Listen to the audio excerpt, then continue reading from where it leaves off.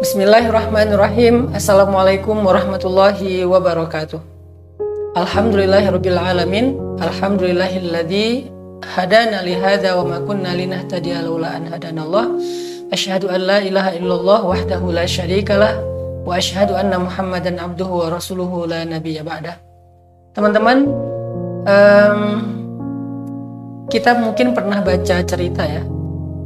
Suatu hari Ali bin Abi Thalib itu merasa kasihan melihat istri beliau, yaitu Sayyidah Fatimah, putri Rasulullah SAW, setiap hari lelah dan repot sekali untuk mengerjakan pekerjaan rumah. Sayyidah Fatimah itu, kata Ali, setiap hari mengambil air sendiri, menggiling gandum sendiri, membersihkan rumah sendiri, mengurus anak-anak sendiri. Dan dulu mengambil air itu berbeda dengan zaman sekarang. Kalau sekarang kan ngambil air cuma tinggal buka keran, cuma tinggal pencet. Kalau dulu tuh ngambil air benar-benar pergi ke sumur yang jauh, kemudian membawa air yang berat ke rumahnya sendiri, dan itu bolak-balik beberapa kali dalam sehari. Begitu juga dengan menggiling gandum. Dulu tuh nggak pakai blender. Dulu giling gandum itu pakai batu ya, batu penggilingan yang manual. Dan itu sampai membuat tangan Sayyidah Fatimah itu luka. Begitu juga ketika mengangkat air sampai badan Sayyidah Fatimah itu kurus. Gitu juga ketika membersihkan rumah, seluruh baju-bajunya Sayyidah Fatimah itu kotor. Melihat kondisi Sayyidah Fatimah yang sangat kerepotan mengurus rumah, sedangkan Ali nggak bisa banyak bantu karena juga banyak amanah dakwah di luar sana. Maka suatu hari Ali mendengar kalau Rasulullah SAW baru mendapatkan banyak budak. Waktu itu memang proses untuk menghapus perbudakan itu bertahap ya.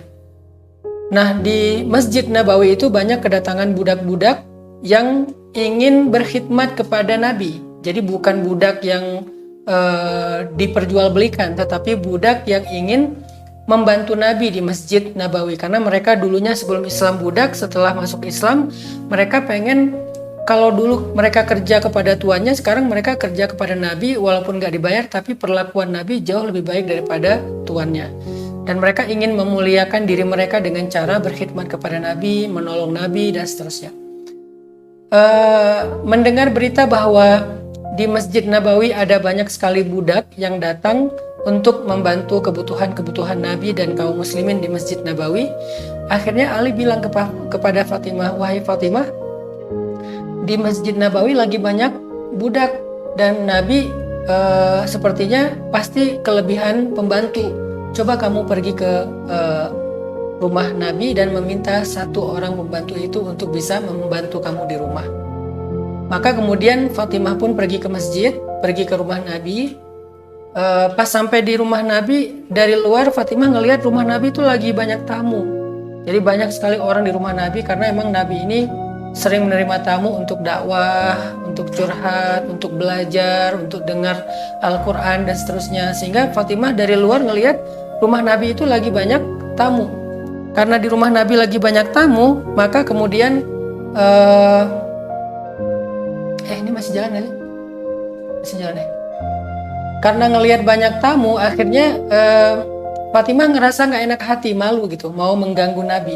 Maka Fatimah berdiri di luar pintu, ngelihat ke dalam, oh banyak tamu. Akhirnya Fatimah pulang lagi ke rumah. Saat Fatimah ada di luar pintu, di luar rumah, Nabi itu sebetulnya ngelihat, oh ada Sayyidah Fatimah, ada anakku Fatimah. Cuman karena banyak tamu, Fatimah pulang lagi, dan Nabi ngerasa nggak enak hati.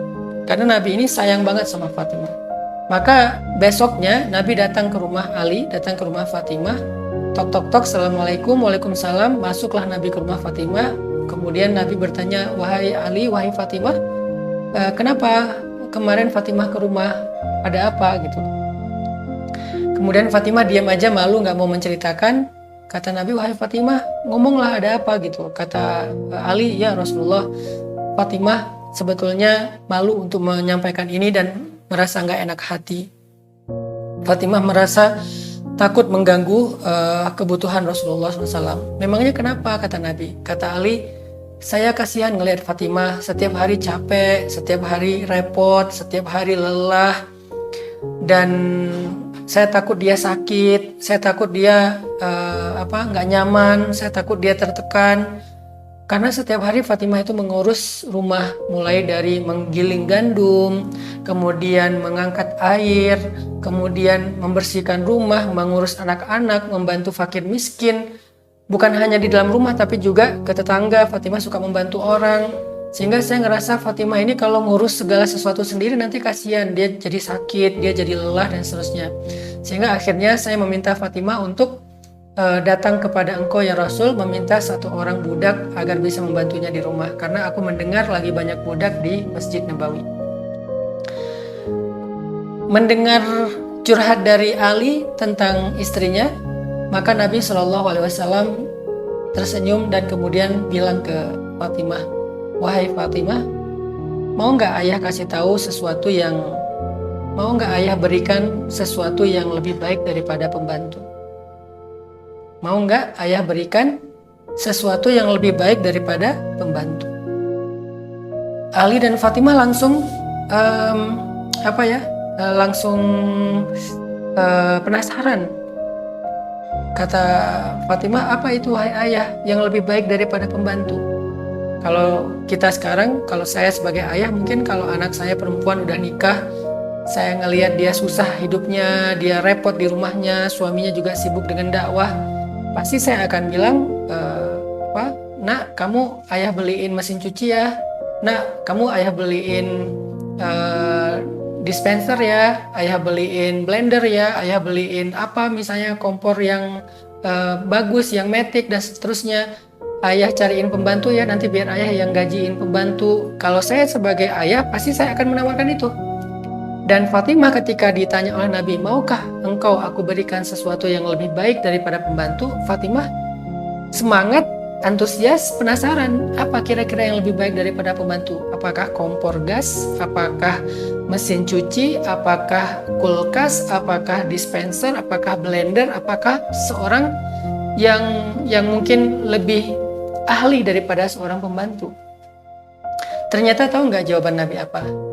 Kata Nabi, bertakwalah kamu kepada Allah, kemudian setiap kali kamu mau tidur, bacalah subhanallah 33 kali, alhamdulillah 33 kali, Allahu Akbar 34 kali, maka sesungguhnya itu lebih baik daripada pembantu. Itu lebih baik daripada pembantu. Sehingga akhirnya Sayyidah Fatimah mendengar nasihat dari Nabi tentang bertakwa kepada Allah, kemudian membaca subhanallah 33 kali, alhamdulillah 33 kali, Allahu Akbar 34 kali, dan kata Nabi itu lebih baik daripada pembantu. Seketika Fatimah mengatakan, saya ridho dengan keputusan Allah dan Rasulnya.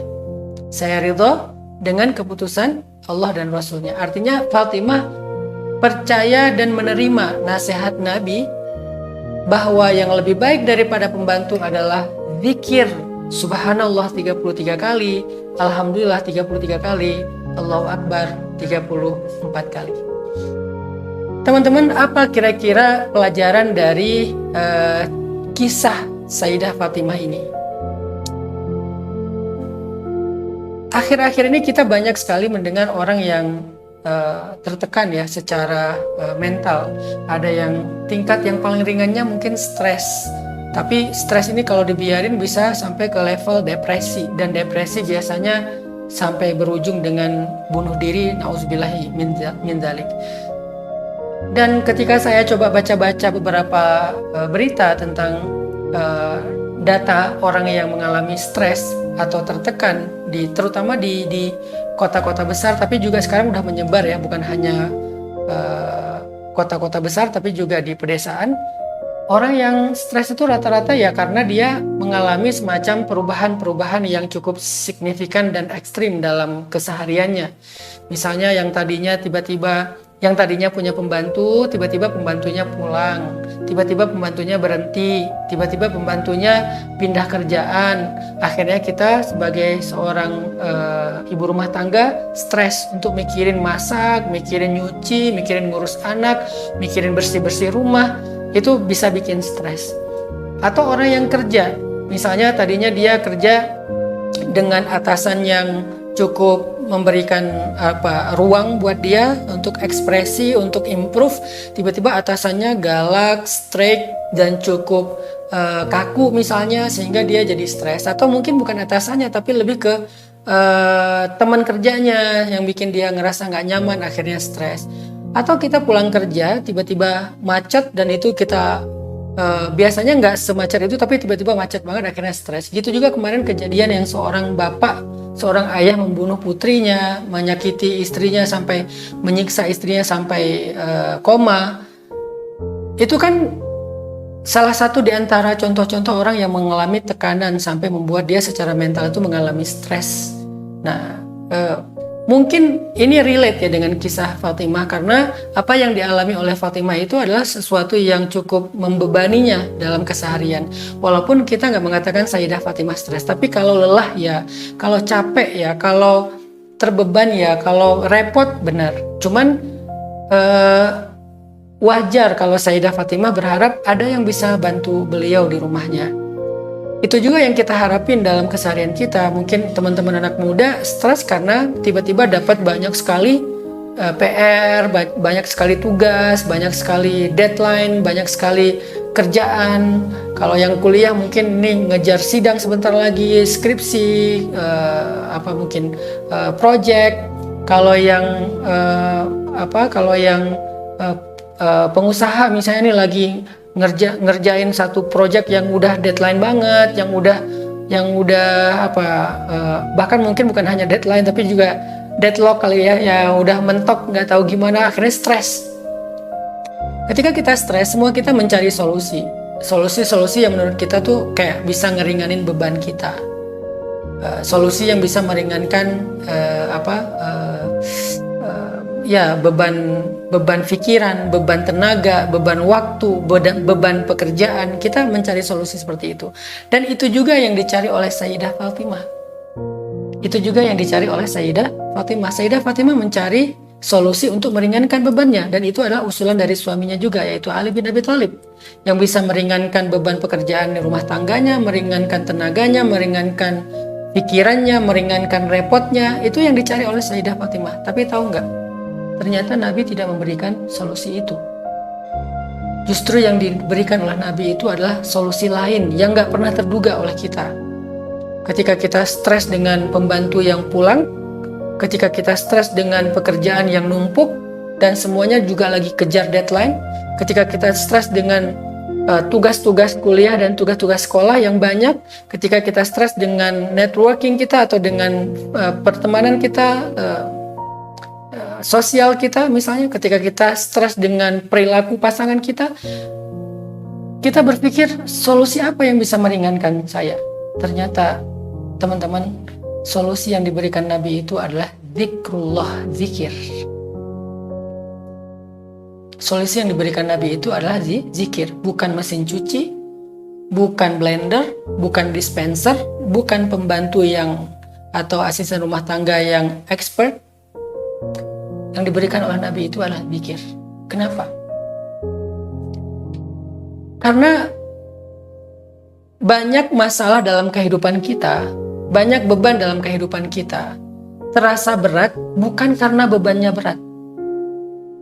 Banyak masalah yang kita alami dalam hidup itu terasa begitu mengganggu bukan karena masalahnya memang terlalu besar dan mengganggu, tapi kemampuan mental kita, jiwa kita dalam mengemban atau memikul beban itu gak terlalu kuat. Karena kita ngerasa hidup kita kayak nyesek ya. Kita ngerasa hidup kita nyesek, kita ngerasa hidup kita sempit. Itu bukan karena masalah kita besar sehingga hidup kita menjadi sempit, bukan. Seringkali bukan masalahnya yang besar, tetapi memang hatinya yang kecil.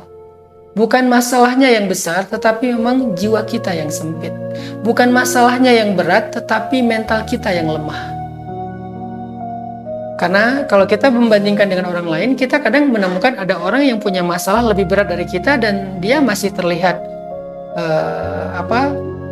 masih terlihat santuy, masih terlihat kuat, masih terlihat wajar dan masih mampu untuk bisa survive, bahkan dia bisa survive. Kadang kita ngerasa anak baru 1 atau 2, seorang ibu rumah tangga dengan anak 1 atau 2, dia udah ngeluh banget karena nggak ada asisten rumah tangga. Tapi di tempat lain ada ibu-ibu dengan anak 9, dia tidak semengeluh ini. Dan dia juga nggak punya asisten rumah tangga. Terkadang masalah utama dalam hidup kita itu bukanlah beban hidup, bukanlah gangguan dari luar, bukanlah musibah, bukanlah masalah, bukanlah sesuatu yang menjadi yang sifatnya dari luar. Bukan itu masalah utama dari hidup kita. Terkadang masalah utama dari hidup kita adalah hati kita, jiwa kita, mental kita, kekuatan diri kita. Sehingga yang kita butuhkan dalam menghadapi hidup itu nggak selalu solusi yang untuk meringankan beban, nggak selalu solusi untuk menghilangkan masalah. Tapi kadang yang kita butuhkan dalam hidup itu adalah kekuatan jiwa, kekuatan batin, kekuatan mental, kekuatan fisik untuk mengangkat beban dan masalah tersebut. Saya sering ngasih analogi gini.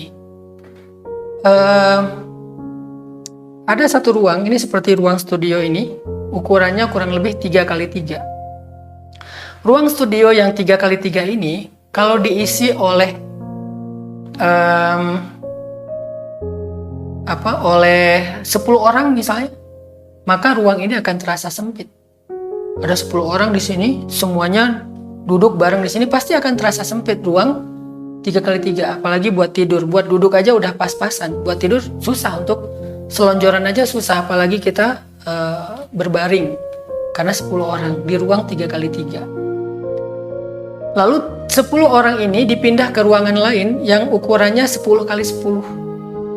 Maka tiba-tiba kita merasa lega, merasa nyaman, bisa selonjoran kaki, bahkan bisa berbaring, bahkan bisa bolak-balik, bahkan kita bisa beraktivitas secara nyaman di situ. Padahal jumlah bebannya sama-sama 10 orang. Tetapi kenapa di sini kerasa sesek dan sempit, di sana terasa lega dan nyaman? Bukan karena di sana bebannya lebih kecil, tetapi ruangnya lebih besar. Hidup kita kadang seperti itu, teman-teman. Seringkali kita mengeluh, saya gini, saya gitu, ini masalah kerjaan banyak banget, ini tugas banyak banget, ini teman-teman gak ada yang benar, ini dan ini itu, semuanya kita keluhin, seolah-olah kita tuh overweight. Jadi kita tuh kayak kelebihan muatan. Kenapa ada istilah overweight sampai kelebihan muatan? Karena ada batasan. Misalnya kita naik pesawat, kabin itu batasannya 7 kilo. Begitu kita isi 8 kilo, maka itu akan lebih 1 kilo. Kenapa? Karena batasannya 7 kilo. Tapi kalau kita taruh koper yang 8 kilo itu di bagasi, itu masih lebih, karena di bagasi 20 kilo. Berarti masih ada kelebihan 12 kilo. Artinya apa? Masalahnya bukan di bebannya, tetapi masalahnya batasannya. Kita mau membuat batasan itu sempit atau lega. Mau batasan itu kecil atau besar. Mau batasan itu ringan atau berat. Hidup kita kadang kayak gitu. Jadi kayak Nabi paham banget bahwa masalah Sayyidah Fatimah itu bukan di pekerjaan rumah aja. Walaupun itu sesuatu yang mungkin agak merepotkan, tetapi masih wajar lah. Justru masalah Sayyidah Fatimah itu adalah kekuatan mental dalam menghadapi beban hidup, kekuatan jiwa dalam menghadapi amanah rumah tangga. Itunya yang harus ditambah, kekuatannya harus ditambah, kebesaran hatinya yang harus diperbesar, kelapangan dadanya yang harus diperluas, kesiapan dan kekuatan mentalnya yang harus dikuatin lagi gitu, sehingga akhirnya beban yang sama tadi bisa terasa lebih ringan. Maka Nabi memberikan solusi yang sangat istimewa, yang sangat luar biasa, yaitu terapi mental kepada Sayyidah Fatimah. Bukan solusi teknis, bukan solusi yang kita bayangin untuk meringankan beban hidup, tetapi terapi mental. Ini nih luar biasa. Sehingga Sayyidah Fatimah yang memang dasarnya seorang perempuan yang salihah, yang kurangnya sebagai anak Nabi, perempuan yang sempurna, bahkan salah satu dari 4 perempuan sempurna, iman Sayyidah Khadijah, ibunya sendiri yang luar biasa, dengan otomatis menerima nasihat Nabi dengan mengatakan, saya terima, saya ridho dengan keputusan Allah dan Rasul. Maka sejak hari itu Sayyidah Fatimah mengamalkan zikir Subhanallah 33 kali, Alhamdulillah 33 kali, dan Allahu Akbar 34 kali, sampai akhirnya Sayyidah Fatimah merasa bahwa pekerjaan rumah tangganya itu ringan. Pekerjaan rumah tangganya itu bukan lagi beban bagi dia. Kok bisa? Kok bisa zikir itu menjadi sebuah kekuatan mental bagi Sayyidah Fatimah? Itulah kenapa Allah mengatakan, Qad aflaha man zakkaha. Sungguh beruntung orang yang membersihkan jiwa. Bagaimana membersihkan jiwa? Salah satunya dengan zikir. Ala bi dzikrillah tatmainnul qulub. Bukankah dengan zikir kepada Allah hati menjadi tenang? Hati menjadi tenang itu sebuah kondisi ketika jiwa seseorang itu dalam keadaan nyaman, dalam keadaan baik, maka hatinya menjadi tenang. Sehingga orang yang ahli zikir, dengan zikir yang benar, dengan zikir yang dimaknai, difahami, dihayati, dia paham betul maksud dari kalimat subhanallah, alhamdulillah, Allahu Akbar itu, dia ngerti banget maksudnya, maka itu akan menguatkan jiwanya. Kalau jiwanya sudah kuat, jiwanya sudah bersih, jiwanya sudah lurus, jiwanya sudah lapang, maka beban hidup itu akan terasa ringan. Kok bisa? Subhanallah, alhamdulillah, Allahu Akbar itu bisa membersihkan jiwa dan membuat beban hidup jadi ringan. Ini sederhananya aja ya, saya ringkas deh, karena pembahasan ini panjang banget. Subhanallah itu adalah sebuah tasbih. Tasbih itu maknanya tanzih. Jadi subhanallah itu tanzih. Kita bersihin segala macam prasangka kita kepada Allah. Itu subhanallah. Bahwa hidup kita ini tidak ada yang yang salah dari Allah. Bahwa takdir kita itu nggak ada yang salah, bahwa nasib kita itu nggak ada yang salah, bahwa hidup kita itu nggak ada yang kurang dari Allah. Allah selalu memberikan yang cukup buat kebutuhan kita. Allah selalu memberikan yang terbaik buat kita. Kita bersihin dulu nih prasangka kita terhadap Allah dengan subhanallah, maha suci Allah. Arti suci itu Allah maha terpelihara dari yang buruk, terpelihara dari salah mengambil keputusan, terpelihara dari memberikan takdir yang tidak baik untuk kita. Nggak mungkin, Allah maha bersih, maha suci dari semua itu. Dibersihin dengan 33 kali tanzih, tasbih, purifikasi, menjernihkan pikiran tentang Allah dari prasangka, zunun. Makanya ketika sahabat mulai khawatir dalam serangan musuh, mereka merasa kayak sendiri, nggak ada pertolongan dari siapa-siapa, Allah menyebutnya dengan istilah watadzunnuna billahi dzunun, dan kalian berprasangka kepada Allah dengan prasangka-prasangka yang nggak benar. Sehingga Allah menasihati mereka, menyuruh mereka membersihkan prasangka mereka. Itu ada dalam kalimat subhanallah. Ngerti nggak kita maksudnya? Jangan-jangan kita mengucapkan subhanallah sebagai ritual saja dan kita nggak ngerti, makanya tidak menguatkan jiwa. Kemudian alhamdulillah itu adalah grateful, merasa paling beruntung, berterima kasih, bersyukur terhadap kebaikan Allah. Itu arti alhamdulillah. Artinya alhamdulillah itu sebuah ungkapan dalam jiwa seseorang bahwa dia merasa beruntung. Allah baik banget, Allah selama ini udah ngasih saya banyak nikmat. Kita ingat nikmat-nikmat Allah lewat alhamdulillah 33 kali itu. Nggak apa-apa yang keinget aja. Allah udah ngasih ini, Allah udah ngasih itu, Allah udah ngasih ini, Allah udah ngasih itu, Allah baik banget, Allah sangat peduli kepada saya, Allah. Yang baik-baik dimunculkan. Makanya saya pernah bilang tazkiyah itu ada dua artinya. Yang pertama tathhir, yang kedua tanmiyah. Pertama pembersihan, yang kedua penumbuhan, diisi. pembersihan dari yang buruk-buruk tentang Allah, kemudian ditumbuhkan yang baik-baik tentang Allah. Dan memang harusnya seperti itu. Sehingga alhamdulillah itu adalah sebuah ungkapan ketika seseorang ngerasa dapat kebaikan. Allah itu baik banget, Allah begini. Ketika kita mulai ingat nikmat Allah, fabi ayyi ala'i rabbikuma tukadziban, dalam zikir alhamdulillah, kita ngerasa diri kita beruntung. Yang terakhir ditutup dengan Allahu Akbar. Allahu Akbar itu artinya Allah maha besar, yang lain semuanya kecil. Allah maha kuasa, yang lain tidak ada yang berkuasa. Allah maha mampu, yang lain gak ada yang mampu. Segala sesuatu di tangan Allah pasti bisa. Ini semacam sebuah membangun optimisme, membangun keyakinan, membangun kepercayaan, membangun hope, harapan. Sehingga orang yang punya harapan, punya keyakinan, punya kepercayaan, punya pegangan, punya optimisme dalam hidupnya, dia akan kuat menghadapi masalah. Karena optimisme itu semacam suntikan vitamin yang bikin dia bertenaga lagi secara kejiwaan. Kenapa nggak optimis? Kan ada Allah yang maha besar. Ini masalah kecil. Ada Allah yang maha kuasa. Kalau saya emang nggak kuasa, saya nggak bisa ngadepin masalah ini. Tapi kan ada Allah. Allahu Akbar, Allahu Akbar, Allahu Akbar. Sehingga dengan tasbih, tahmid, takbir, akhirnya muncul sesuatu di dalam diri kita. Pertama muncul tanzih, kita purifikasi, bersihin prasangka buruk kepada Allah. Yang kedua muncul syukur, rasa menghargai apa yang Allah berikan. Yang ketiga muncul tajlil, mengagungkan Allah, muncul pengagungan terhadap Allah, merasa Allah itu maha kuasa dan kita tidak kuasa. Dari situlah akhirnya mental itu menjadi kuat. Dari situlah akhirnya hati menjadi tenang. Dari situlah akhirnya jiwa menjadi lapang.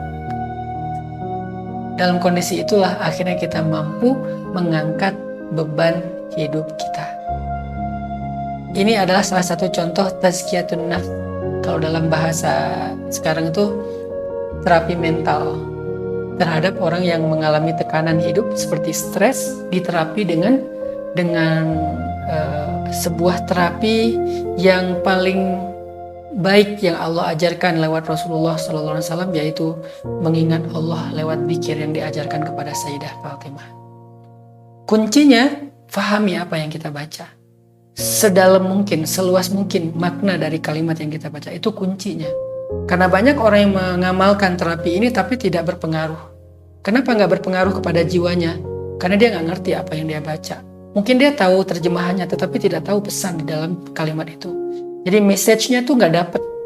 Dia tuh nggak menerima sebuah pesan dari kalimat yang dia baca. Maka coba baca, pahami lagi, pelajari lagi, gali lagi. Sehingga kadang-kadang nggak perlu sampai 33 kali juga kita udah merasakan terapi mental yang sangat baik. Itu tuh